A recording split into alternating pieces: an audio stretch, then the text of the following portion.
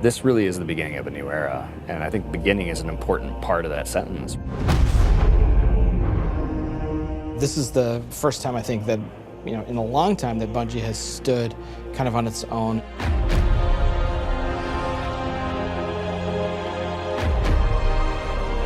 And we're self-publishing. It's a really big deal. There's a huge opportunity here for us to really make our own decisions. It's a turning point for us. We are in charge of our own destiny. It's empowering and terrifying at the same time. There are only two groups who are going to decide what happens to Destiny next: Bungie and the players who play Destiny.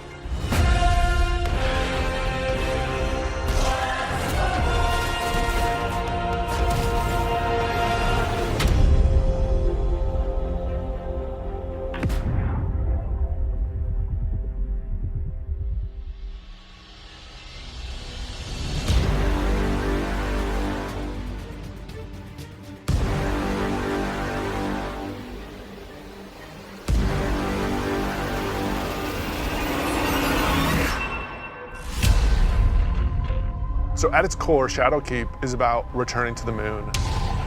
We haven't been to the moon in a while, since Destiny 1, and a lot's changed.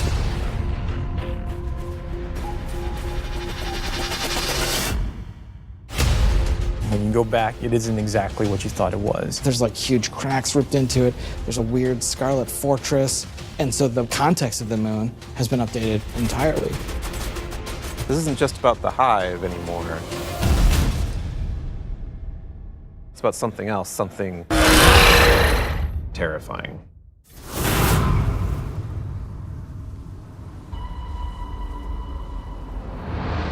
The moon this time around is something really scary that is playing on your fear in a way that hasn't happened before. Before it was, oh, it's a big giant thing and it's scary, but now there's actual some psychological elements to that. How long has it sat in silence, watching us? Much too long.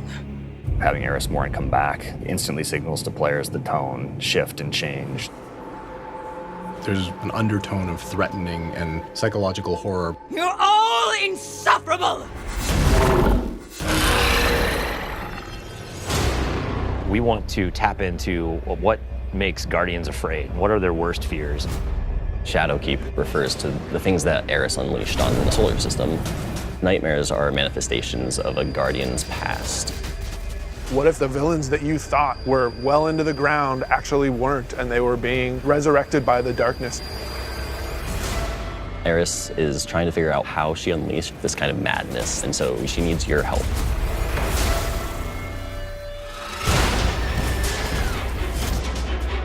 You can't just kill them and make them go away. What if you can't do all of the things that you've grown accustomed to doing? Being unable to achieve what you're trying to achieve, no matter how hard you try. Players, they think we can deal with this. We killed Crota, we killed orcs. No big deal, right? Well, you're gonna get there and you discover it's a bigger deal than you even thought it could be. The darkness is actually a lot closer than you realized. Now you know my suffering.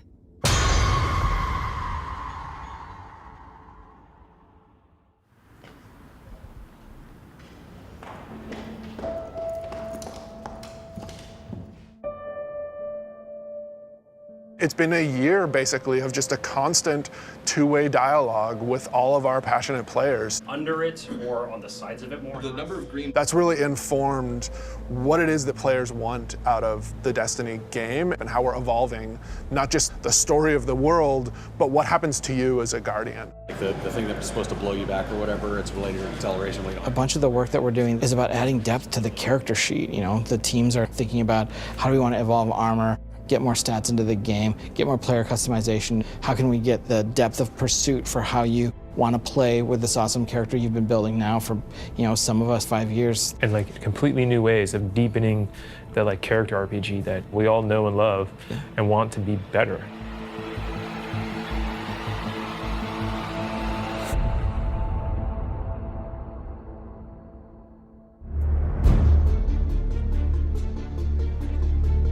In Shadowkeep, we are fundamentally evolving the systems and moving the world forward. You want to bring some of that sci-fi element back to it, where it's like some like panels or exactly. something. We've been dancing this line between like, are we RPG enough? Are we not RPG enough? And now we're like, you know what? Screw it. Let's just go all in and just say like, hey, let's give players what they want. Allow them to kind of like customize the players and their habits and their game modes and all that stuff as much as they want to. So in Shadowkeep, what we're doing is changing the way that armor, perks, and mods work pretty significantly. Right now in the game, if you have an armor set that you like the look of, but you have another armor set that you like the way it plays, you're probably going to pick the one that you like the way it plays. Armor 2.0 is focused on allowing you to take the mods that you've unlocked and apply them to any given piece of armor. When I move my cursor over one of these mod sockets, it immediately shows me all of the mods that are available to me. Personally, I'm excited about the artifact. Players just get to kind of like fidget with these knobs and switches and do all the things that they want to do. When you get to this last tier, each of these perks gets relatively close to what an exotic might feel like. That's going to be a lot of fun. It's going to be a lot of fun.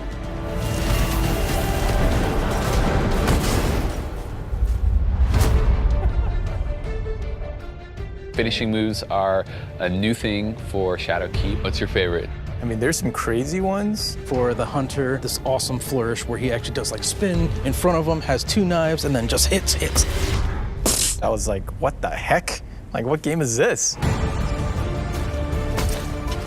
Yeah, Titan finisher. He jumps in the air, pulls back, looks at his fist, and It's kind of like the dunk. There's so many different ways to dunk. You can behind the back, 360, cartwheel, whatever.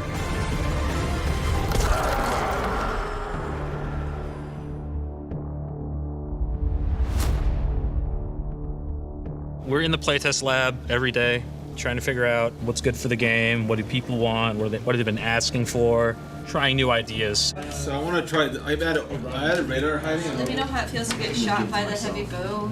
I am working on an exotic heavy bow, and I'm just working on figuring out some knockback, trying to see how big this, okay, that's probably too much, but you get the idea. This is an exotic trace rifle. Fire it on an enemy and it creates a big old crit spot. Here's a hand cannon that Victor's working on. It fires special ammo, and it's a little bit like a one-handed sniper. Like, it's actually our only hand cannon with a scope on it. Right now, it kind of lights you on fire if you keep firing it too much. We'll see. Some people like it, some people are kind of but we'll hammer it all out.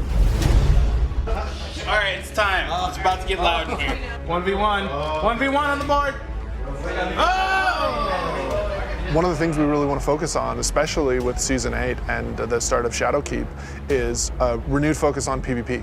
You're all on the other team. We're updating labs to include some much-loved game types from the past. We're also redoing a bunch of the playlists and how they work. But the really important thing for players to know is this is just the beginning. This is us building the foundation of what we're doing with the Crucible going forward.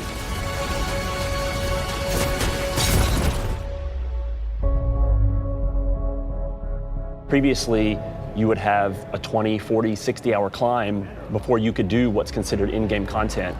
And now you can pretty much do that immediately. We want you to feel like you are in the end game from the moment you step on the planet. Leveling up your Guardian and becoming more powerful, overcoming dungeons, overcoming raids. For the raid, we had multiple destinations that we were considering, and Black Garden was like immediately top of the list. And everyone was like, yes, and I was like, yes, that's the one I wanted.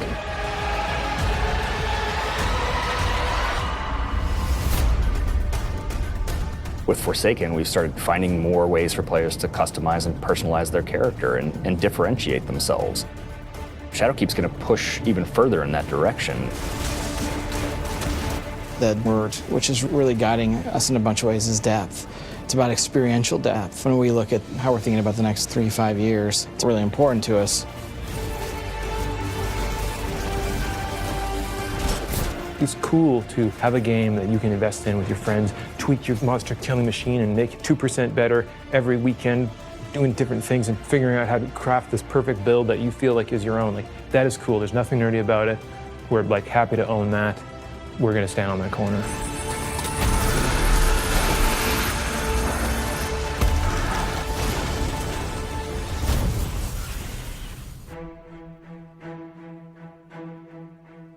As things change, if the game doesn't feel like it's changing to meet the new landscape, it just all fall down. You know, part of our DNA is finding different ways to bring people together. We needed a way to crush the barriers between friends. We all have friends who could play Destiny, who are interested in it, but then we think about recommending it like, oh man, you're gonna have to play about 40 hours by yourself, and then you gotta pay all this money, and you know, maybe you should just play something else. And that can't be the story. We need an entry point for your friends to be able to get into Destiny. This is just simply about bringing people together to make it easy for players to enter this universe. There's a new entry point coming out in September called New Light, and New Light is a free-to-download experience. We're going to start off in the same place where Guardians first came into the world. Guardian. Guardian? Eyes up, Guardian. It worked. You're alive. You started in the Cosmodrome. You're going back. Going back. Yeah, blast from the past. Okay, it's not going to break orbit, but it just might get us to the city. It's as easy as come in, make a character, play the amazing introduction to the game, and then land in the tower. And then we'll set them loose to open up the world as they see fit. And have sort of an array of potential in front of you. You can just start playing the game and get into some of the same activities that your friends might be playing. The campaigns from D to Year One, the Red War, Curse of Osiris, Warmind. Every world we have will be available for them to explore and to free roam and to do bounties on. Every cooperative strike, whether they're playing with friends or matchmaking, every competitive multiplayer map. The D2 Year One raids like Leviathan. Full access to Gambit, the hybrid mode that we have. All these things are available to them for nothing.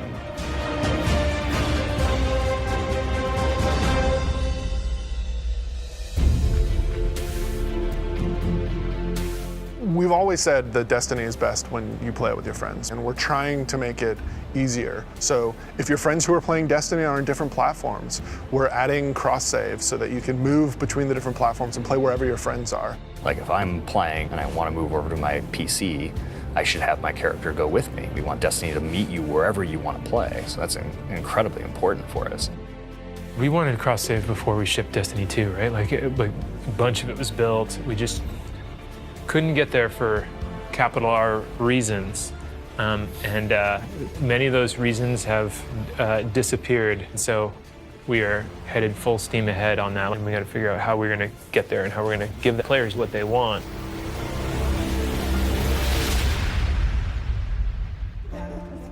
As culture as we can get. Thanks, buddy. Our original vision for Destiny was a world that would evolve and change. We're leaning really hard into that because we believe that's where the future of Destiny is. The long horizon for Destiny is to become an evolving world. You know, you're going to tune in to see what's going to happen next. We can completely build Destiny in the vision that we want it to be in. A vision that isn't dictated by a commercial model or a business plan, but our creative vision and what we want to do for our players and what they want us to do with Destiny. We feel like our work isn't done.